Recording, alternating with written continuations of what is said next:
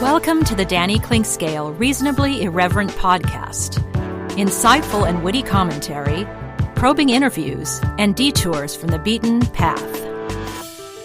It's time for another edition of Thirsty Thursday, Sense and Nonsense, and we certainly are doing it in style this time around with the Winter Bock from Kansas City Beer Co., and they are a delight. Joe doesn't speak during the first introduction, but he can gasp. That is good. We may be having to stop to refill here during the first segment.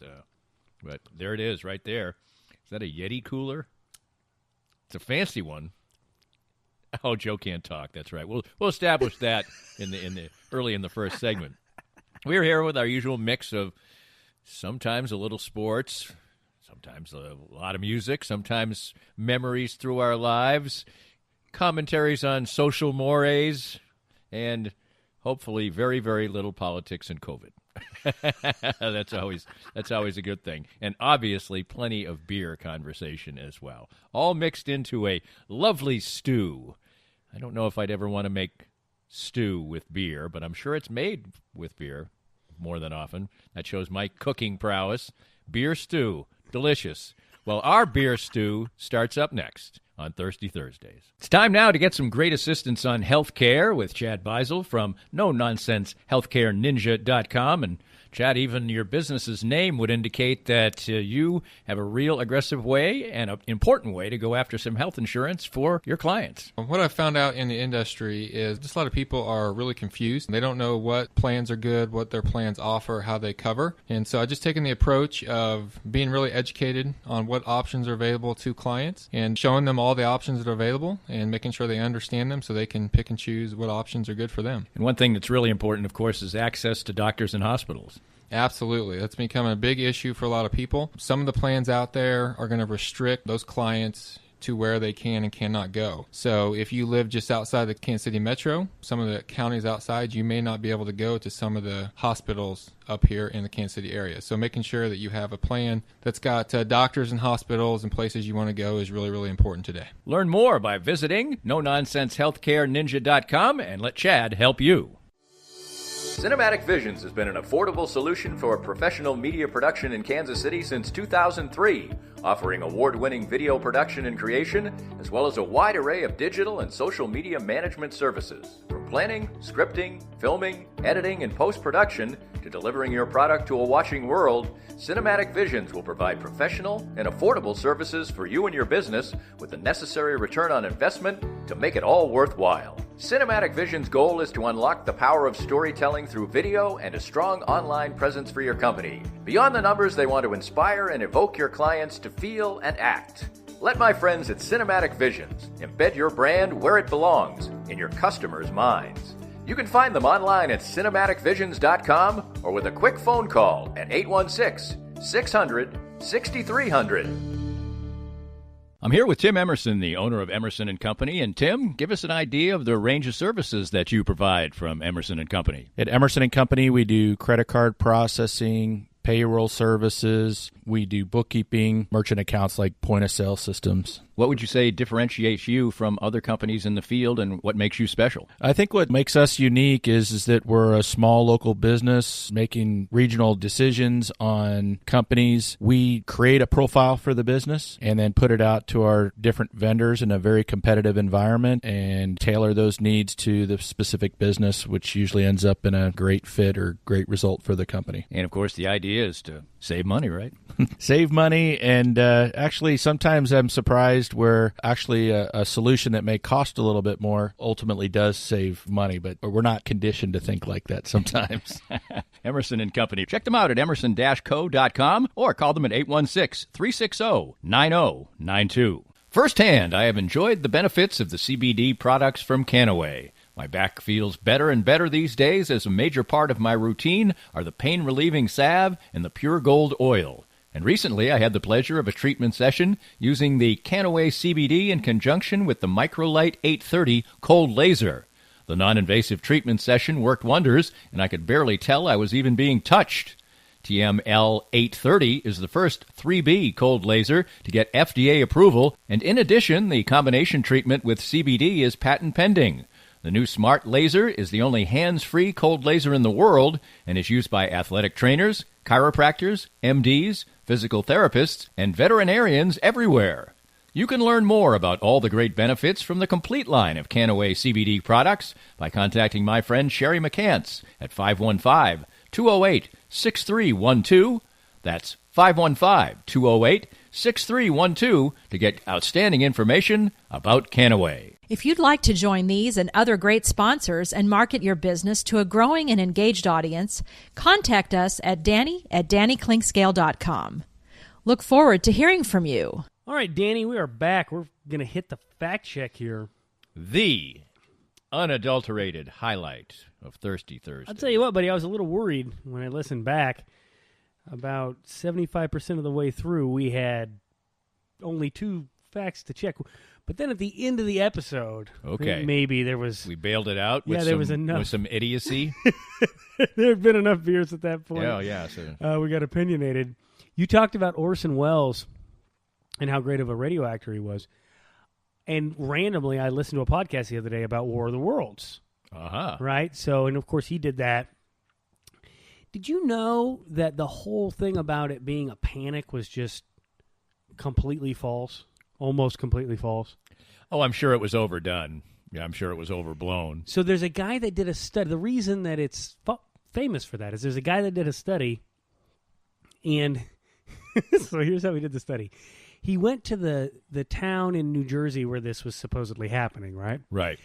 In the broadcast, and he asked around until he found 110 people who believed it was real, and then used those 110 people to do the study, then published the study. And so it was a little bit skewed, I'd say. Sounds like something that Donald Trump would want to investigate.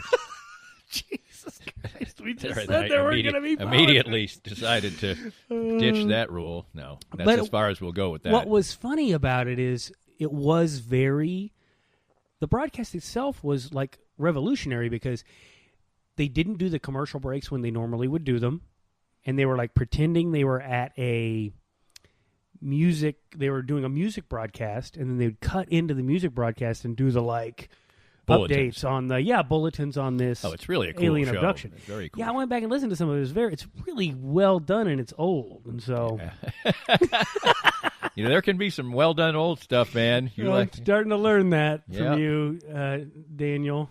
We talked about, he was like super famous and performing things and doing things at this high level, and he was barely in his 20s. Oh, I really? mean, he was super young. Yes, he was, a national celebrity by the time he was, I think, 22. I got the idea that he was kind of a red ass too. Like he went against the grain a little bit on. Oh, no question. He was a very difficult person. Yeah. Yeah. I mean, he was a mad genius, and going to make me want to do a little more research on him. You talked about the Kansas City Star building and how they're moving out of that thing, so I looked that up. And you're right. They're going to print the Star. They're printing the Star in Des Moines. Right. And so they talked about how their deadlines are going to be sooner because they got to be able to get it in quicker so that they can print it and drive it down here. Right. I mean, and so I'm like, well, what are they going to do with all those printing presses? That building opened in 2006, okay? And it was $200 million building. They had 4 printing presses in there that were state-of-the-art that they put in 2006. They would print the Wichita Eagle and USA Today and all of these things. Now they're doing any of that in there. They're just shuttered. Those printing presses are shuttered. Right. And they sold that. They did sell that building a little while ago, and now the people who bought it are just saying, nobody works down there anymore. Yeah, it's crazy, so man. Somebody else can print it.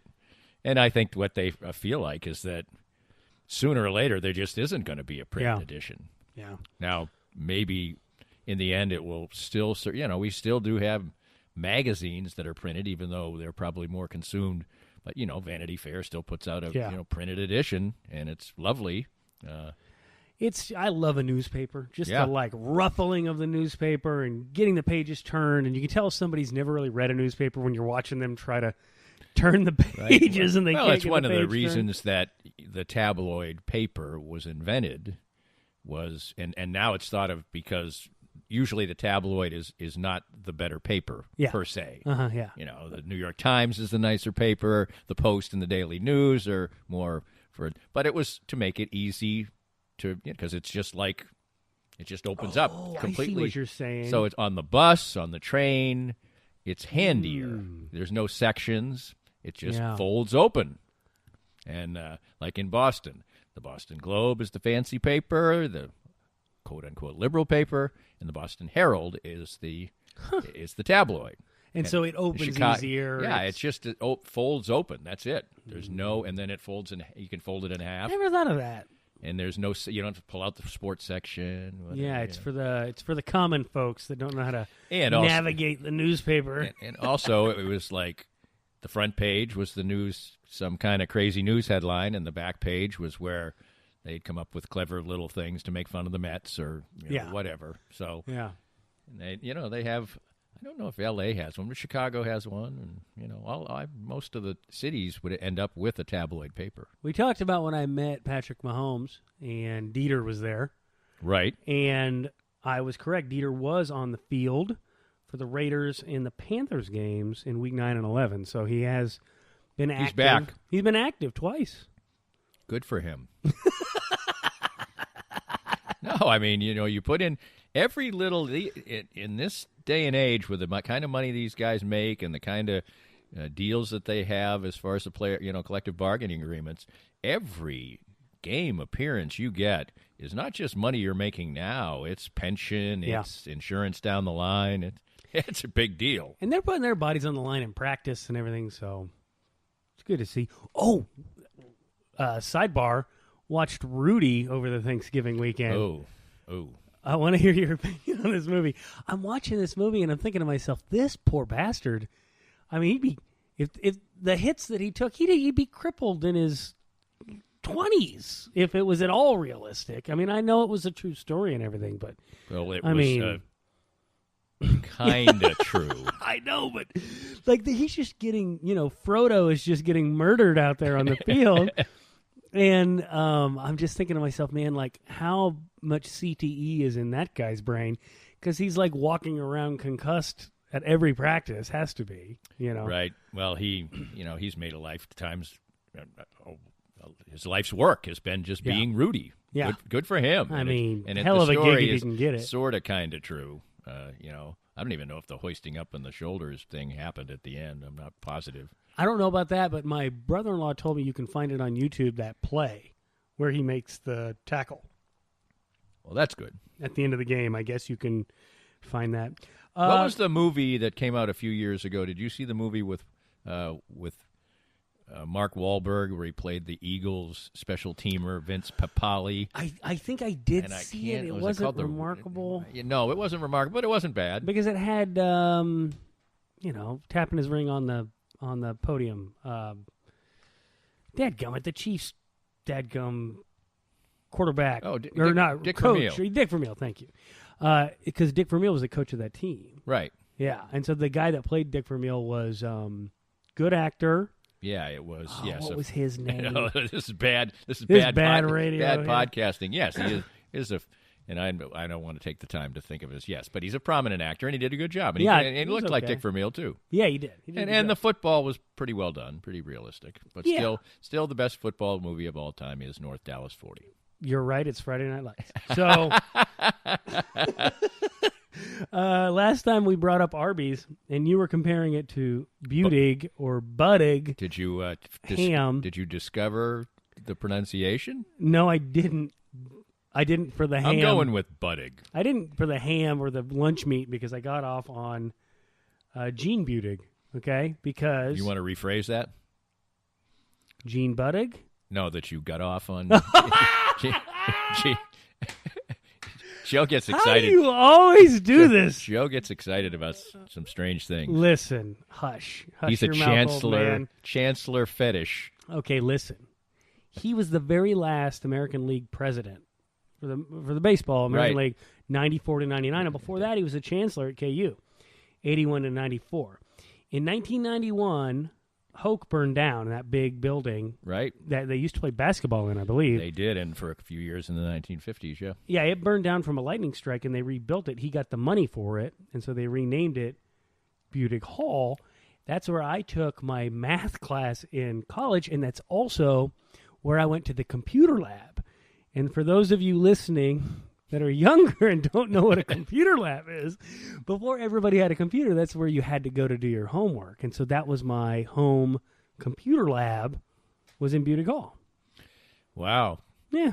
I'll go even more old-timey than that. That's where typewriter I think class we did was. this. Yeah, exactly.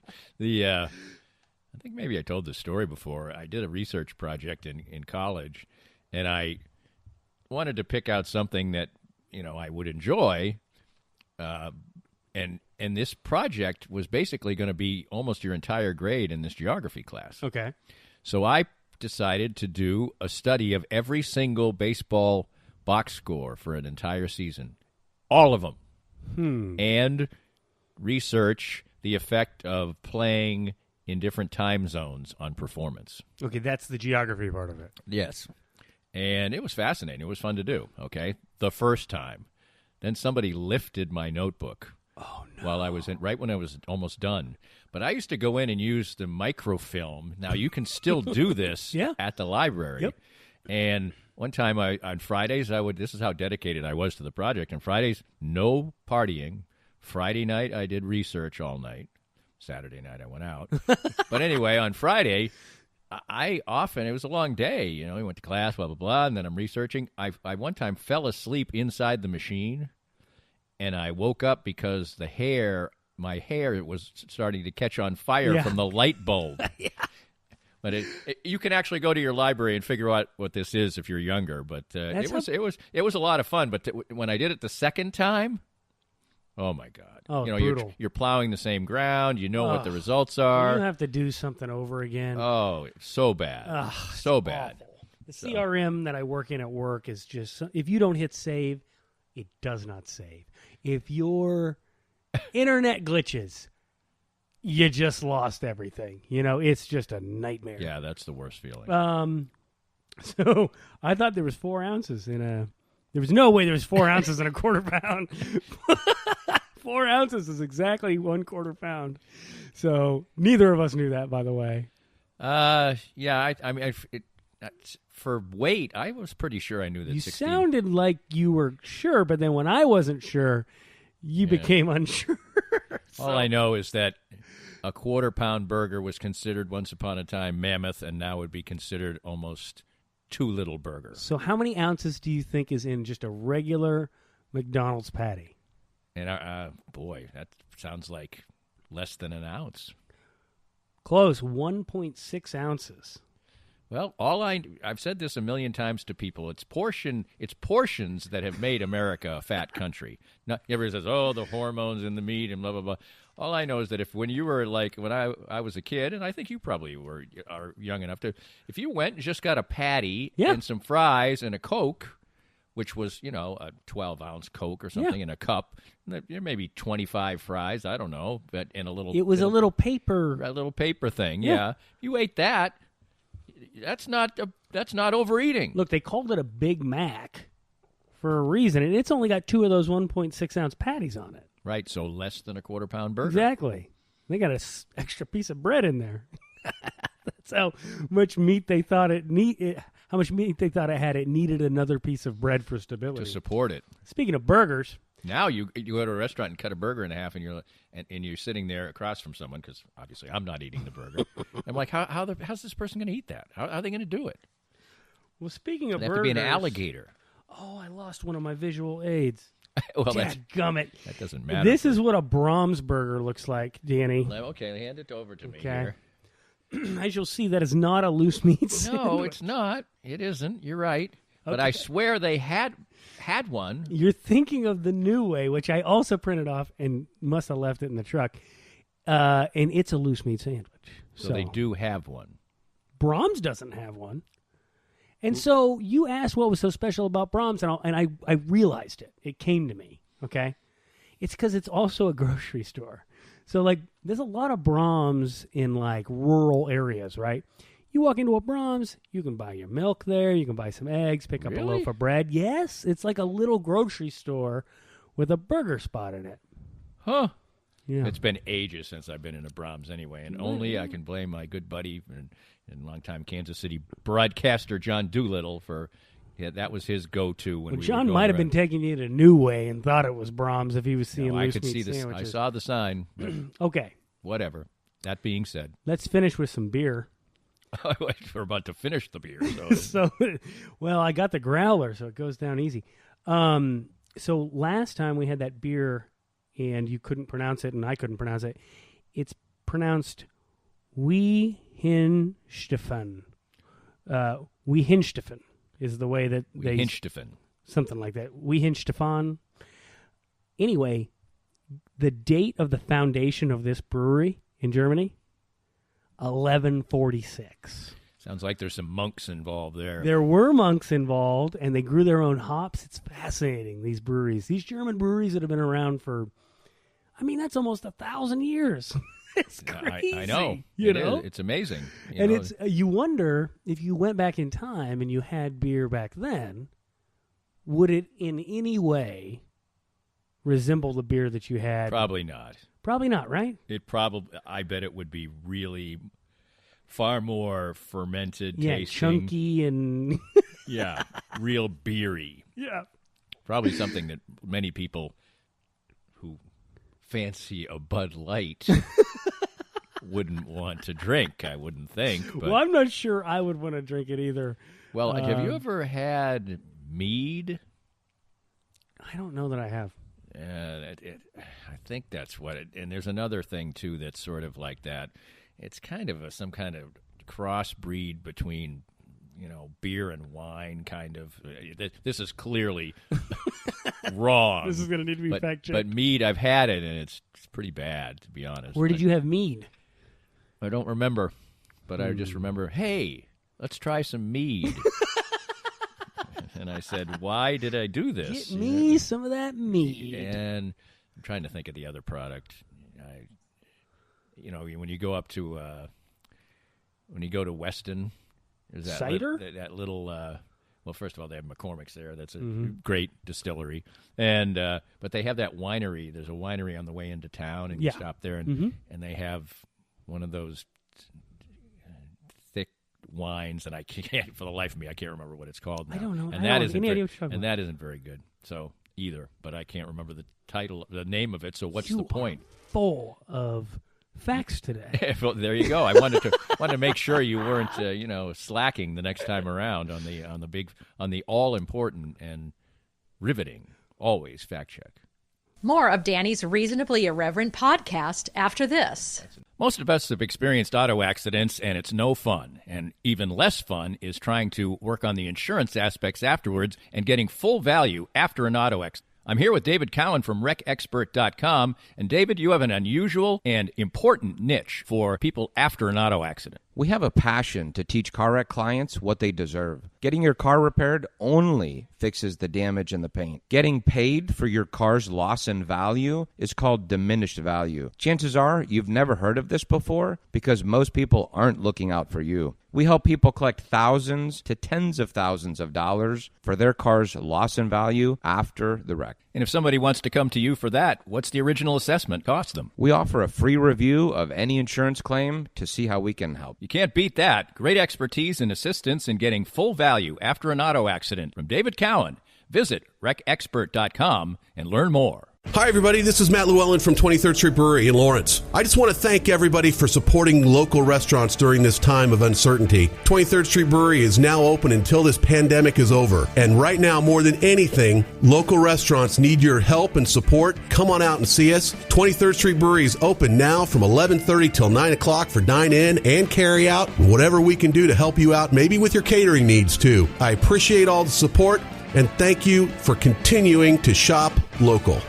It's time to visit once again with Dr. Brad Woodle of Advanced Sports and Family Chiropractic and Acupuncture. And Dr. Brad, your group has reached a significant milestone in receiving a prestigious award. Danny, we've been honored for the 10th year in a row to receive the 5-Star Service Award from Integrity Doctors. And what this means is that all of our offices throughout Kansas City have made sure to give people excellent chiropractic and acupuncture care, be on time, and do a very complete and thorough job, and have great responses back from patients. I know firsthand because I was just treated, for instance, today by you. You have a wide range of fantastic services. Absolutely. Chiropractic, acupuncture, physiotherapies, rehab, anything that you need to keep you well in bones, muscles, joints, and nerves. And I can't say how much it's benefited me in the time I've coming here, upwards of 2 years. My back has improved 100%. And you can have that same kind of treatment too. For more information and your chance for a healthier way of life, visit asfca.com/Danny today. If you'd like to join these and other great sponsors and market your business to a growing and engaged audience, contact us at Danny@DannyKlinkScale.com. Look forward to hearing from you. We are back after a generally genial fact check. A couple more beers down the line. Generally genial would have been a little tougher to say, but I managed to spit it out there as we continue to enjoy, what is this beer again? The beer company Winterbock. Yes, the Winterbock. It's delicious, is all I know. And the second glass has, actually a second giant glass has been poured. Listen, Beerco, you know. You've done got it. a couple of fans here. Yes, absolutely. Big fans. Big fans of the Beer Co. So what's on your mind, Joe? Well, besides the fact check, which we're not talking about COVID, so No, that's good. Right? No. Well, if you got something that maybe can make us laugh, that would be fine. Oh my goodness. We've had so many COVID adjacent things happening. I've been tested a bunch. My wife's been tested. We've come back clean on everything. I coach my son's basketball team, and we didn't win a lot of games last year. We got better, and I just lost my best player off the team and this kid can ball. Really? Okay. How old is this now? This is 8 and 9-year-olds. Can anybody who's 8 or 9 really ball? This kid can ball. Okay, they play on 9-foot goals, and they accidentally had him on 8-foot at one of the practices, and I think he could have dunked. That's impressive. That's impressive. He is such a fun kid to coach too, and I lost him off the team because they're just too paranoid about it. And I'm just like, grrr. Oh, so it was just he didn't get COVID or didn't have contact. He was just concerned about COVID. They've changed it. They're going to have to play in masks. Only one parent can come in. Siblings can't come into the game. So if you have other little siblings, they're going to have to wait in the car. That's literally what they said that you should do. Have them wait in the car. How about not bring Come them? on. I don't know, man. So that was what was on my mind. I was thinking about your story. I was telling somebody about your story when you met Lorne Michaels and you're staying at the urinal next to him, right? Yes. And you mentioned that you didn't strike up a conversation with him, which got me thinking, do you normally strike up a conversation with people at a urinal? What's your policy? I am not averse to speaking to somebody at a urinal, and I'm not really upset if somebody speaks to me. But I know it does bother people, so I generally feel like I'll just keep my mouth shut. See, I'm exactly in the same camp as you, and that surprises me. It's like we're just sitting here having a wee, right? Let's, and I'm not making eye contact. There's a barrier between us. We're not looking at what you're packing. Not doing the peek. And we're not. That's not the topic of the conversation. Yeah, you're at a Chiefs game or something, or a sporting match, and it's halftime. Everybody's eyes forward. Let's talk about how Right. Ryan Sims can't get to the quarterback or Right. whatever. Right. So I wondered what your policy was on that, because a lot of people. They think it's creepy, but I think maybe more so, maybe not in the type of setting you're talking about. Where in sporting, you might go into the restroom and there's 50 urinals in there. Yeah. It's more like you're at the Quick Trip and there's 2. I think that's more when people get spooked a little bit. Yeah. That they feel like, why is this person talk to me when I'm in such a vulnerable position? Well, you know, there's people that can't pee when other people are around. That's like a condition. Oh, I'm not surprised about that at all. I don't get that. And that, when you've got to my station in life, you just can't worry about that. You just wait it out. You're just happy that you can pee. Yeah, right.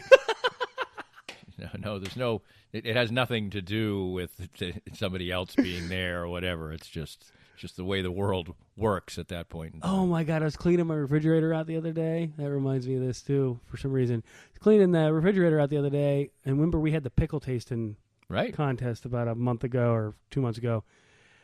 I had to throw a bunch of those pickles out because they were so terrible. I was like, ugh. I think my wife may have gone through the cabinet and what happened to the Vegemite? And I don't remember seeing the Vegemite here recently, which is no loss, of course. But did you ever have any more? No, of the no. I mean, I said it was palatable. I didn't say it was a tasty treat. Oh, that was fun. Oh, that's funny. Hey, speaking of food, you talk a lot of smack on people that don't eat fine food or that would prefer not to, let's say. No, I would say that I think my point was about the guy I listened to on the radio who sounds like he would eat like fast food every day of his life if he could. Got it. That's more what I'm saying. I don't think people have to, there's nothing wrong with doesn't need to be snails and figs every day. No, you know what? You and Petro always say that. I don't even like figs.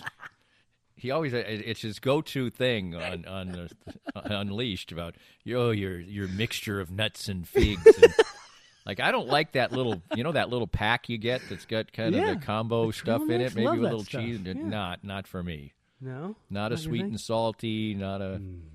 So what are some like kids' foods that you liked as a kid that you still would go back to now that's like a comfort? We just had Thanksgiving. Like you talked on the radio about liking friggin' turnips. Yes, I do like turnip. And we actually didn't have any. We ended up having a little meal. My sister-in-law, we were just supposed to be doing dessert, but she couldn't help herself. So we had a very nice meal, and all her food is good. She's a great cook. No turnip, though. No turnip? No. But she doesn't even know. She doesn't know that, turnips She wasn't purposefully a thing. No. Keeping the turnips from you. No, but and also there's 3 or 4 other people there, and likely they don't want the turnip.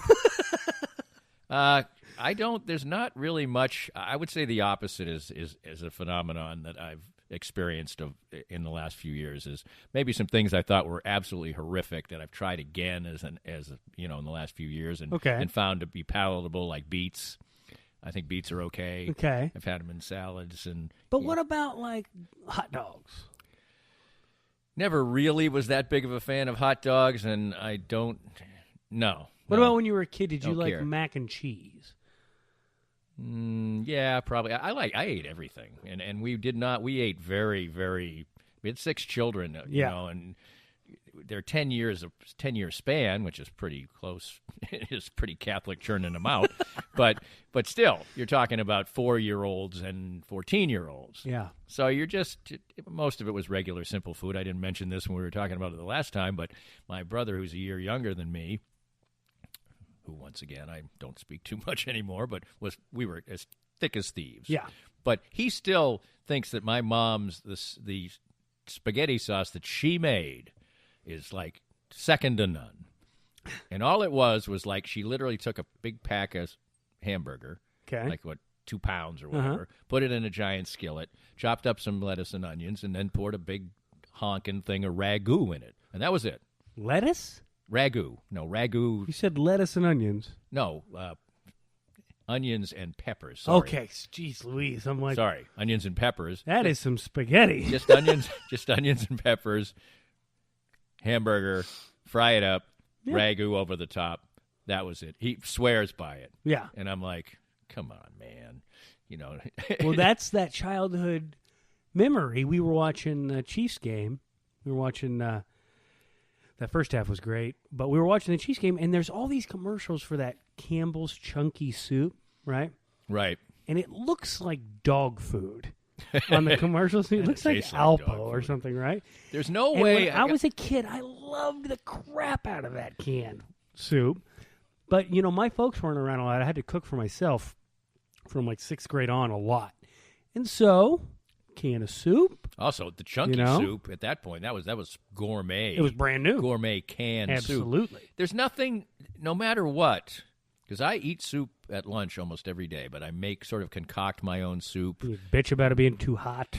No, I like it really hot, like on the border of your tongue burning. Really? Yeah, I like my soup hot. What? Yeah.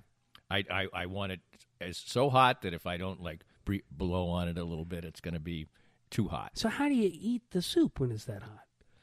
Well, like I said, it's just at the edge. It's not going to burn your tongue. You don't want that, but I want it hot. But anyway, likes it hot. We still have it. We still have some canned soups around. My wife will get the can. And Really? And there's no way ever that you get that, whatever that flavor is, that's tin or I don't know what it is. It never can be overcome. Like I'll make soup. I'll put extra chicken broth in there. Yeah. I'll put some vegetables in, some celery, maybe put a little more water. And still you can always think to yourself when you're eating it, you're like, the base of this was the Campbell's chunky soup. Yeah. And it's not a good thing. I couldn't eat it. It's not a good thing. There's no way. I mean, I could eat anything, but I wouldn't want to. And man, I just remember thinking, this is living. Well, here. It was considered a gigantic upgrade from the regular, Oh yeah, the Campbell's, the little red and white can. Oh, absolutely. And now we have Kevin Harlan, of course, doing play-by-play of the guy eating his chunky soup with 19 different. I could listen to that guy play-by-play. You getting out of your car, Yeah, like that guy sure, is so yes. good. And when the time he described the dog running around the field, Yeah, that was classic. the guy is drunk. And he's drunk. And the man is drunk. That's so. Well, that I'll was tell you so what. good. There was a couple things that were extremely odd. I think you can eat peanut butter with just about anything. Absolutely. Really. And my wife recently made a sandwich for herself. She didn't eat it. I was going to a place where I needed a quick lunch, so I took her sandwich. I didn't even realize. I knew it was a peanut butter sandwich, but I didn't. Yeah. Know. It was peanut butter and summer sausage. What? And it was all right. I draw the line. Now, What wait is to play she this. thinking? Is she Here's a couple. pregnant? No, not pregnant. No, far from that. But my mother used to eat a couple of things that I ate because she ate them, and I liked them. And I don't think I've revisited them, but I bet they're good still. She would eat peanut butter and ketchup sandwiches. Ugh. No, thank you. And peanut butter and mayonnaise Yeah, sandwich. we talked about that. Now, I've never had that. Now, I haven't revisited either one of those, but I think we talked about the fact that I used to go to this stand. They used to have a kiosk in Faneuil Hall, the big touristy area in Boston, and it was all peanut butter and whatever. It's when I was introduced to peanut butter on celery, things like that. Now So you're talking. That's Thanksgiving. That's Thanksgiving food around my parts. Standard issue where we grew up for Thanksgiving was egg salad in celery. Really? Yeah, that was kind of a thing that everybody did. See, we're peanut butter and celery in my family. My wife's family, it's canned pimento cheese. Oh yeah, absolutely. I've seen that. I had to put it away, and I nearly lost my turkey. It's actually not because celery just balances anything off. Really, Yeah, celery's good. Did you know that celery has negative calories? Your body It spends takes more energy getting rid of it than it Yes, does. Yeah. That's a fact check. But that I've heard certainly that. read that and heard that. That will be an interesting fact check to see if it's really true. Because Probably. it's one of the reasons that through my entire life, when I've had to pay a lot of attention to my diet and keeping my weight, at a certain level, I've always included lots of celery in whatever I do. Fill you up with all soup, the water that's in there. That's and right. sandwiches, whatever. The tuna salad, the egg salad, extra celery in there. My favorite ingredient in soup? Okra. Okra? You like okra in a soup?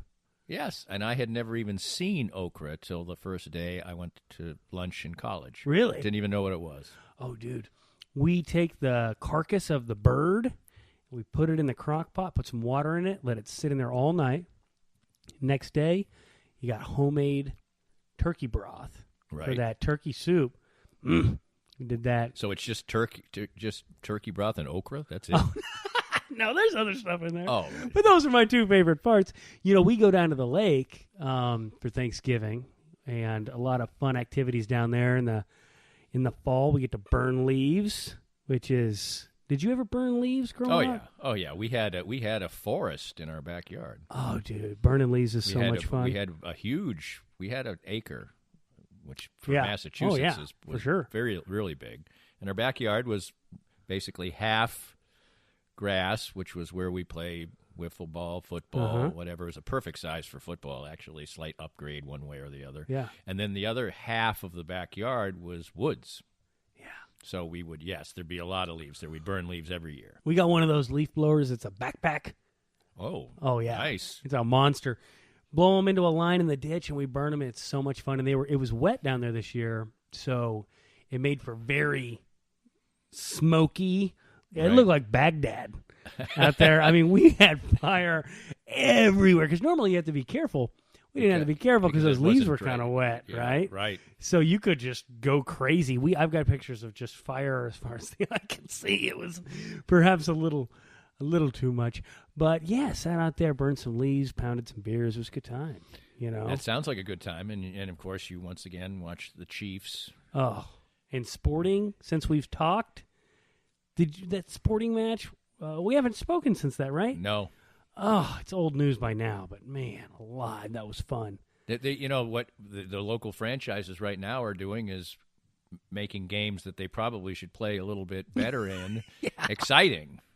And that's what Sporting did, and that's what the Chiefs somehow, how they turned the last one against the Bucks into a nail-biter is beyond me. And I hear all these people. The one thing that bothers me the most in football analysis. What's that? This narrative...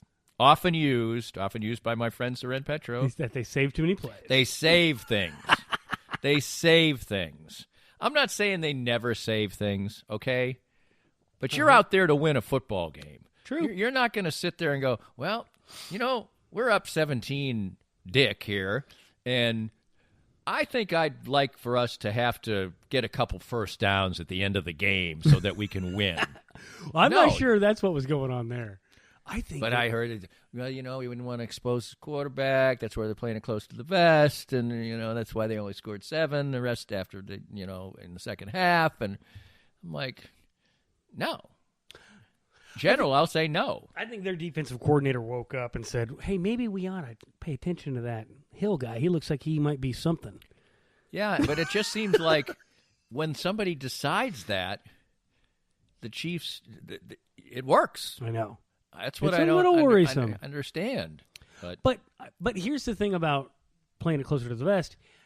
Yes, it works because he's no longer high school wide open, right? As Petro likes to say. But if you really needed it in that moment and you got to force a ball, I think it's a pretty good shot. He could have forced some balls. I haven't seen the 11-on-11 tape or whatever, but I don't know. I'm happy that Mahomes didn't turn into... what's his name? Jeff Hostetler, was that his name? Just big arm. Who am I thinking of? Big arm. He was a real jerk. Jason Whitlock used to always pine for him. Jeff George. Jeff George. There you go. I'm terrible with names. Jeff George had 1 or 2 excellent seasons, but he was somebody who just needed to be right. He had such great arm strength that he thought he could make any throw, and why not? And why not? And why not give it a shot, right? And at least he's not out.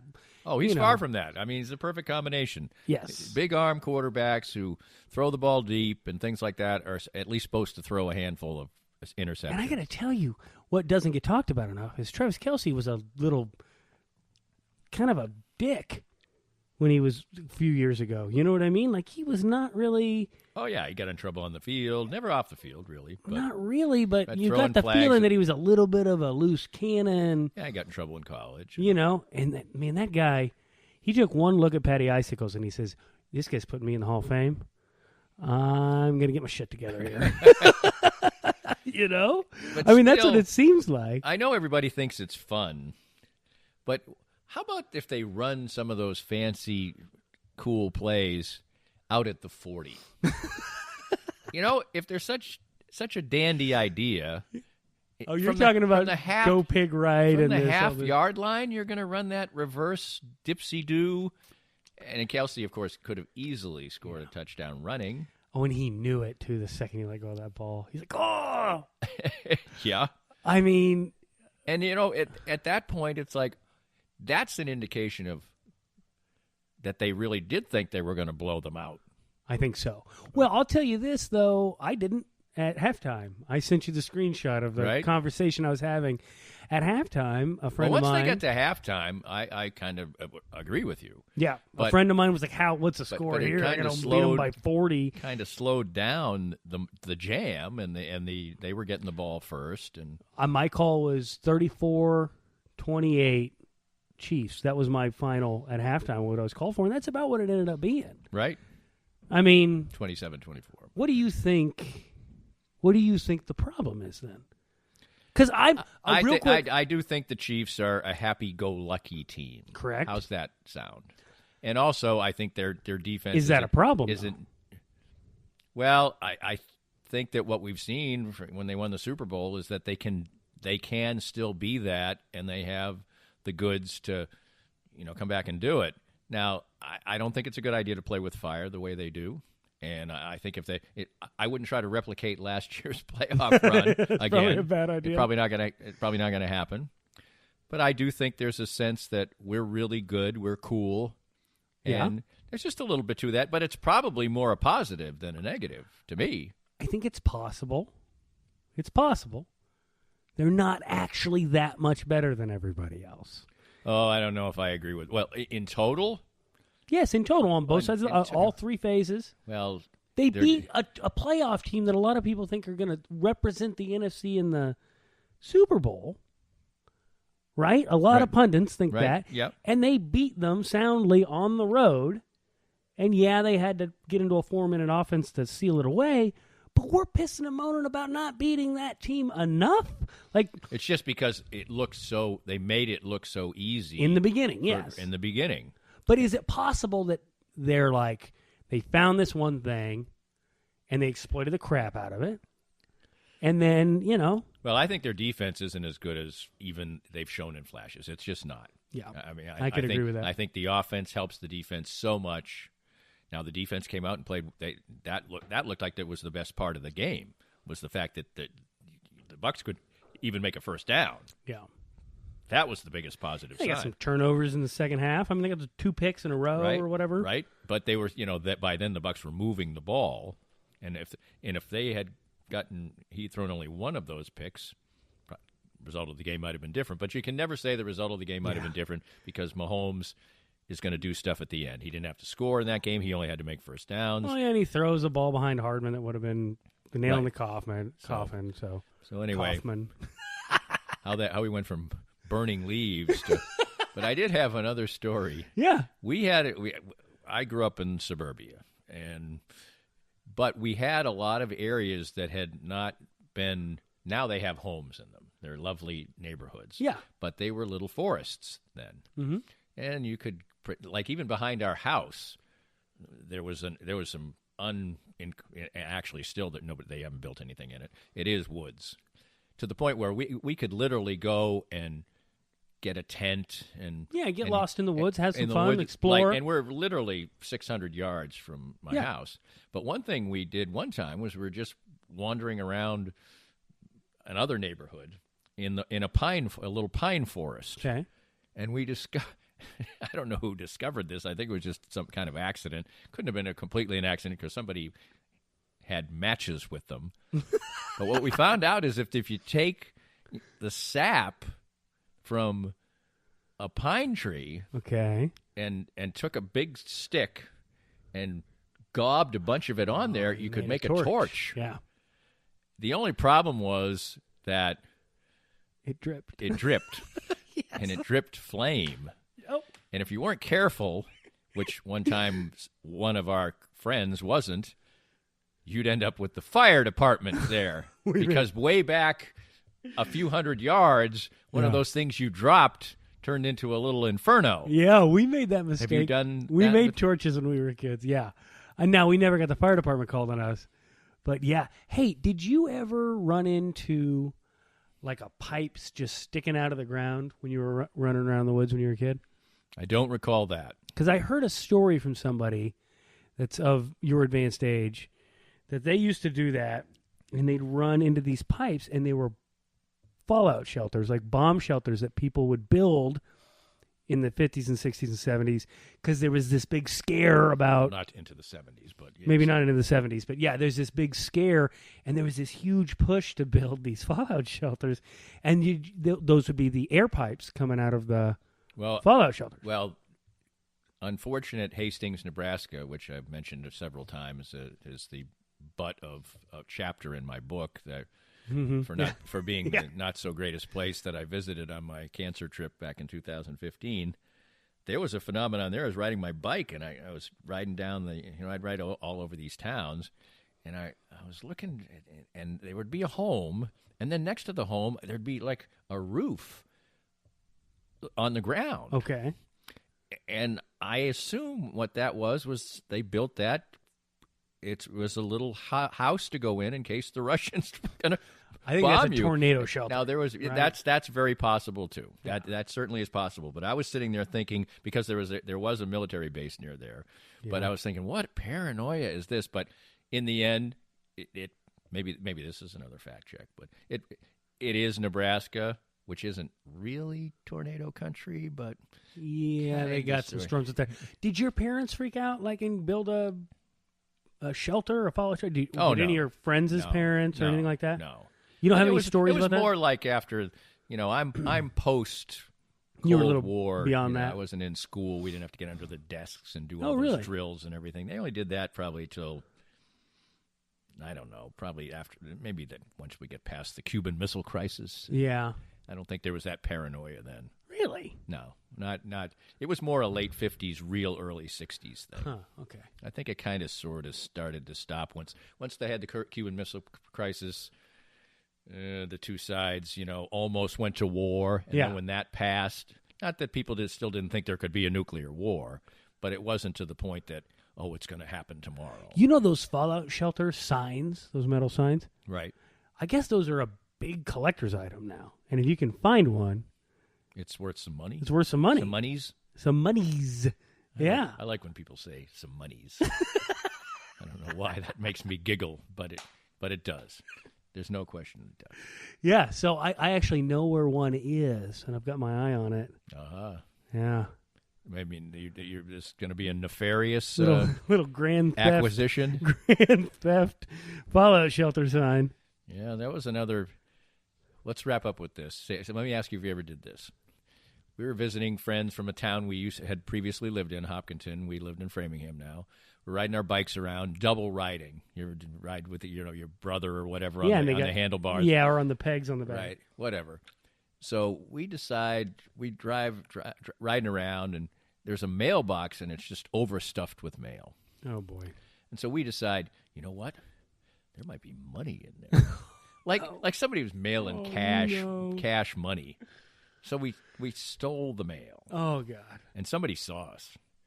And what it turned out was the guy's house, he was a postal worker. Oh. Anyway, they found us. They found us, and we got in big trouble. But That's the thought at 10, 11 years old, maybe it was a little younger, maybe 9. And you were a little shit, weren't you? No. Generally, I was a perfect kid. That's why it was kind of unusual. The fact that we thought, ooh, there might be cash monies inside this envelope. Did you ever do anything Well, I'm not going to nefarious like that? I will neither confirm nor deny that I had a convertible in high school, and there may or may not have been some mailbox baseball played out of the, mailbox baseball. I can make a pretty good guess as to what it is.